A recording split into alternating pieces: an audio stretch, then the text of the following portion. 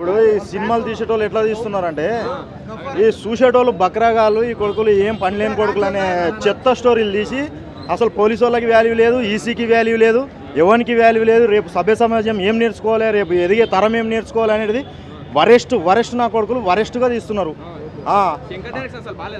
ఏమీ బాలేదు, చెత్త స్టోరీ అది.